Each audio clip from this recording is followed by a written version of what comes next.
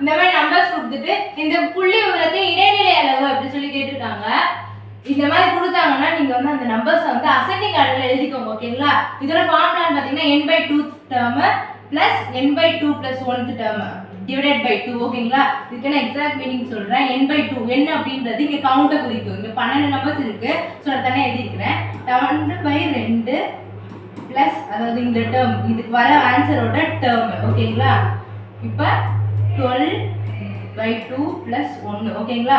இப்போ அடிச்சு கொடுத்தோம் அப்படின்னா இங்க 6 வரும் பிளஸ் 7 divided by 2 வரும். இப்போ வந்து இங்க 6th டேர்ம் தான் நம்ம இந்த ஆன்சர் அடிச்சு கொடுக்கும்போது 6 வந்து 6th டேர்ம் தான் நம்ம எடுத்துக்கணும். 1 2 3 4 5 6 14 வரும். ஓகேங்களா? பிளஸ் 7th டேர்ம் எடுத்துக்கணும். 15 வரும் divided by 2. அப்பனா 29 divided by 2 அப்படின்றப்ப 14.5